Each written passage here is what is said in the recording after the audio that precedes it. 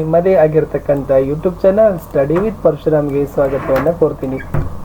ಇವತ್ತು ಲೇಟೆಸ್ಟ್ ಆಗಿರ್ತಕ್ಕಂಥ ಒಂದು ಅಪ್ಡೇಟನ್ನು ತಂದಿದ್ದೀವಿ. ಅದು ಬಂದ್ಬಿಟ್ಟು second PU annual examination March 2023 ದ್ವಿತೀಯ PUC ವಾರ್ಷಿಕ ಪರೀಕ್ಷೆ 2023ರಲ್ಲಿ ಏನು ಮಾಡಿದ್ದಾರೆ, ಫೈನಲ್ ಟೈಮ್ ಟೇಬಲನ್ನು ಇವತ್ತು ಅನೌನ್ಸ್ ಮಾಡಿದ್ದಾರೆ, ಅಂತಿಮ ವೇಳಾಪಟ್ಟಿಯನ್ನು ಪ್ರಕಟಿಸಿದ್ದಾರೆ.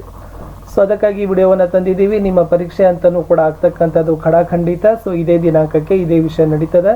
ಸೊ ನಿಮ್ಮ ತಯಾರಿ ಇನ್ನಷ್ಟು ಚುರುಕಾಗಲಿ ಅಂತ ಹೇಳ್ತಾ ಸೊ ಏನಿದೆ ಅನ್ನೋದನ್ನು ನೋಡುವ. ದಯಮಾಡಿ ವಿಡಿಯೋವನ್ನು ಲೈಕ್, ಶೇರ್ ಹಾಗೂ ಸಬ್ಸ್ಕ್ರೈಬ್ ಮಾಡಲು ಮರೆಯದಿರಿ. Government of Karnataka, office of the chairman, Karnataka school examination and assessment board, 6th class, Malleshwaram, Bengaluru 3. Yes, final time table for second PUC examination March 2023, date 20/11/2022 ಅಂತಕ್ಕಂಥದ್ದು ಇದೆ. 9 ಮಾರ್ಚ್ 2023ಕ್ಕೆ ಕನ್ನಡ ಅರಬಿಕ್ ಇದೆ. 10 ಮಾರ್ಚ್ 2023ಕ್ಕೆ ಪರೀಕ್ಷೆ ಇಲ್ಲ. 11 ಮಾರ್ಚ್ 2023ಕ್ಕೆ ಮ್ಯಾಥಮೆಟಿಕ್ಸ್ ಮತ್ತು ಎಜುಕೇಷನ್ ಇದೆ.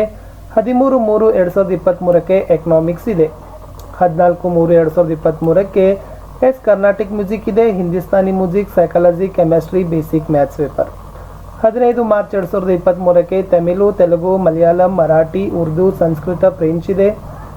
ಅದೇ ತರನಾಗಿ 16 ಮಾರ್ಚ್ 2023ಕ್ಕೆ ಲಾಜಿಕ್ ಮತ್ತು ಬಿಸ್ನೆಸ್ ಸ್ಟಡಿ ಪೇಪರ್ಸ್ ಇದಾವೆ.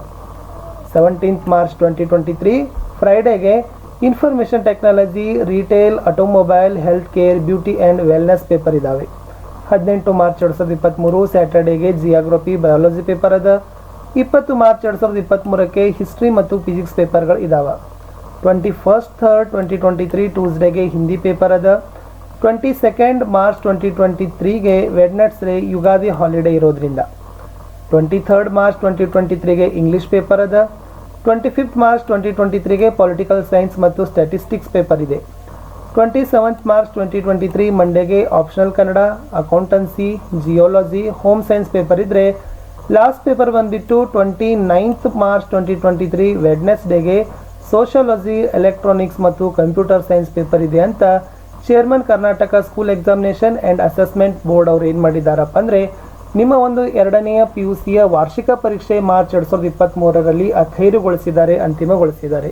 ಸೊ ದಯಮಾಡಿ ವಿಡಿಯೋವನ್ನು ಲೈಕ್ ಹಾಗೂ ಶೇರ್ ಮಾಡಲು ಮರೆಯದಿರಿ. ಸೊ ವಿಡಿಯೋಗಳನ್ನು ನೋಡಿ ಬೆನಿಫಿಟ್ ಆಗಿದೆ ಅಂತ ಹೇಳ್ತಾ ಸಿಗ್ತೀನಿ ಹೊಸ ವಿಡಿಯೋದಲ್ಲಿ. ಅಲ್ಲಿವರೆಗೂ ಬಾಯ್.